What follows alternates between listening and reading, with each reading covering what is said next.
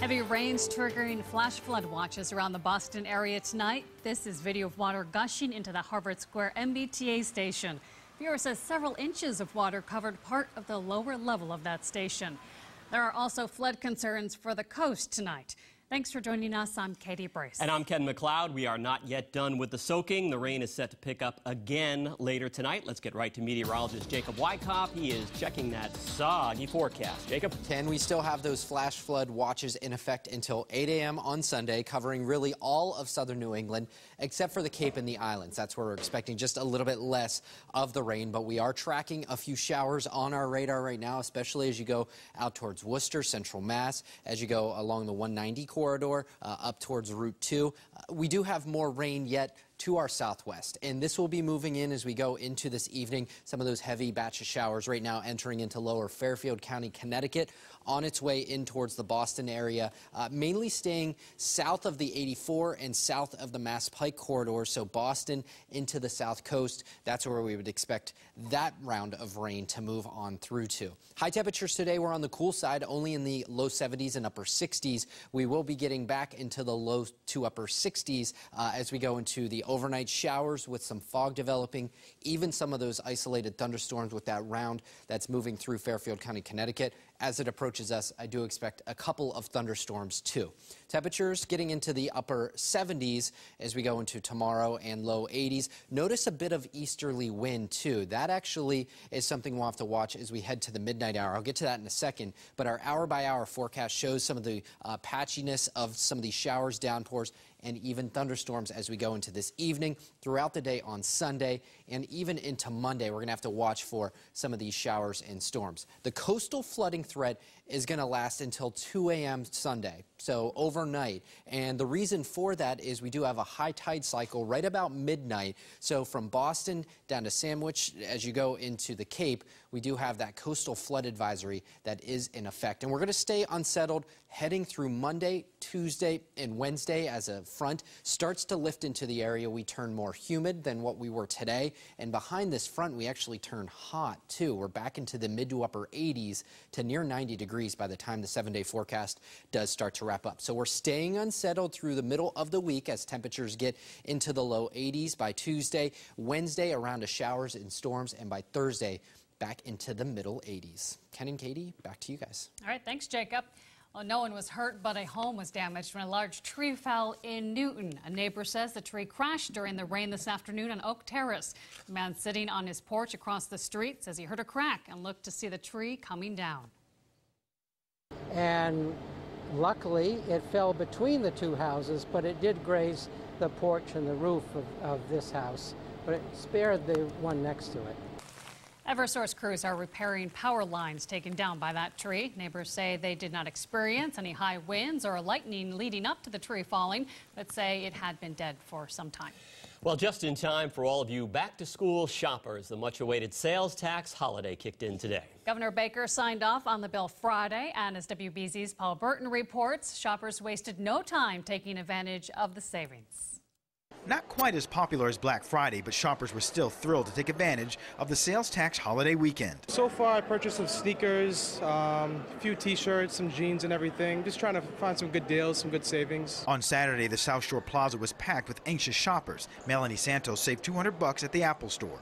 I ordered online, I picked up in store, I'm in and out in 10 minutes. I got my new MacBook Air and some awesome Beats. Governor Charlie Baker just signed the economic development bill by lawmakers that waives the 6.2% sales tax on most store items for this weekend. We had to wait for the governor to sign, which he did yesterday, which is great, but a lot of stores in the mall, we were anticipating it. And most shoppers have no problem waiting in long lines. How long have you been waiting in line for? A little less than an hour. Is it worth it? Yes. Everybody wants to try and get something and not pay the Massachusetts state tax, so of course everyone comes out. Shoppers take their tax-free holiday weekend very seriously. Folks started lining up here at the Apple Store as soon as the mall opened up, trying to take advantage of whatever deal they can find. T-shirts, you know what I mean, all about the fashion. So I might have to keep buying some t-shirts and jeans and stuff like that. Jean Noon says it's a win-win for both retailers and shoppers. And we have to keep the businesses going. In Braintree, I'm Paul Burton, WBZ News. New tonight, Massachusetts Governor Charlie Baker has officially kicked off his re-election campaign. Baker and Lieutenant Governor Karen Polito held a rally today during a picnic at Sack Park in Shrewsbury. Governor Baker faces conservative activist Scott Lively in the September 4th primary. Developing tonight, the FBI is investigating after a cargo plane was stolen from Seattle's airport and crashed on a small island, killing the 29-year-old man responsible for that theft. Airline officials say a ground service agent conducted an unauthorized takeoff last night and no one else was on board. Fighter jets were scrambled to track the plane during the perilous minutes that followed. Chris Van Cleve has the details tonight from Washington. Cell phone video captured the moment the stolen twin-engine Horizon Airlines plane does what appears to be a mid-air barrel roll before dropping down perilously above the waterline off the coast of Seattle, Washington. What the hell is this guy doing? Big passenger plane just goes sideways, goes almost like perpendicular to the ground and just flies, I don't know, felt like a few hundred feet above the ground. In radio communications, air traffic controllers and a Horizon pilot refer to the man flying as Rich. As they talked with him, it became increasingly clear the airline employee was not going to safely land the plane. I got a lot of people that care about me, and it's going to disappoint them to hear that I did this. Just a broken guy, got a few screws loose, I guess. A pair of F-15 fighter jets were scrambled from a base in Portland, Oregon, and intercepted the Q-400 turboprop within minutes. They could be seen from the ground trailing the stolen plane. One was low near the plane and one was high way up in the air, and they followed it around. And a few minutes later, we heard a loud explosion noise. The hour-long flight ended in a fiery crash on Kentron Island, a small island with few residents. Investigators don't believe anyone on the ground was hurt, and the fire does not pose a threat to anyone. It does not appear the man who stole the plane survived the crash. Apparently it was somebody who did something wrong, did something foolish, and may well have paid with his life. The FBI says this does not appear to be an act of terror. Instead, authorities say the man was a 29-year-old Horizon Air ground service agent who may have been suicidal when he stole the plane. We're told it was not in service and was parked in a maintenance area Friday night. Chris Van Cleve, CBS News, Washington.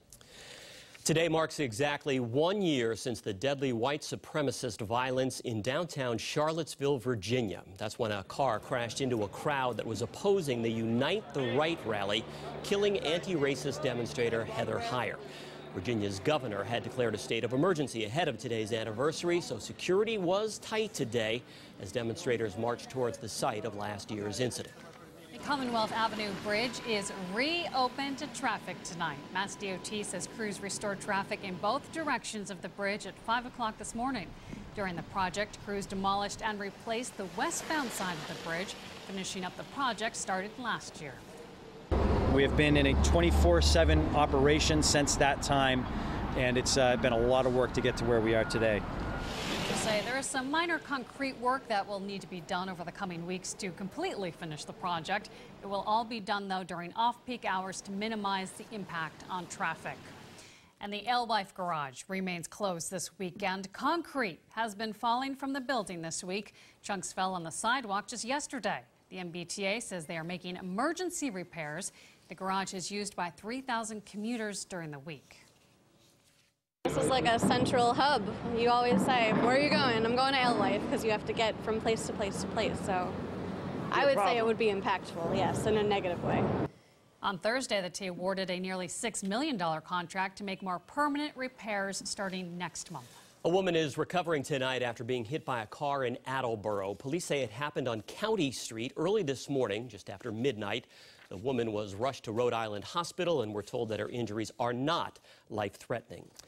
A 5K run-walk honoring a victim of the Boston Marathon bombings was held on a unique route today in Boston. The first Lindsay Dream Dash 5K was run on the Boston Common during the morning. A new Boston Police Commissioner William Gross was there. The course through the park was meant to reflect the beauty that Lindsay Lou found in her adopted city of Boston. The 23-year-old Boston University graduate student from China was killed at the marathon finish line in 2013. It means a lot to see that many people came out to help and keep Lindsay's memory alive. I'm on behalf of the family, really appreciate it. The 5K supports the Lindsay Foundation, which provides educational opportunities for students looking to build bridges between different cultures and communities. Scary sight for a driver in Stoughton. Police say a man went to check the fluids in his car and found this guy, a large boa constrictor, under the hood. The man called Stoughton police, who worked with animal control to safely capture the snake. Officials say no people or animals were hurt during the encounter. Comic book geeks of all ages packed the Boston Convention Center for what is now called Fan Expo Boston. The event, formerly known as Boston Comic-Con, kicked off Friday with Mayor Marty Walsh declaring it Back to the Future Day in honor of the classic science fiction movie. Folks were suited up in their favorite character costumes, ranging from Star Wars to Avengers. This is Christmas for the nerds and the geeks and everyone who loves pop culture, regardless of whether you love sci-fi, anime, gaming, horror, and of course, the foundation of these events, comics. This is the place you got to come and celebrate. They roam the aisles picking up comic books and pop culture memorabilia. That expo runs through Sunday. Well, thanks for clicking on CBS Boston.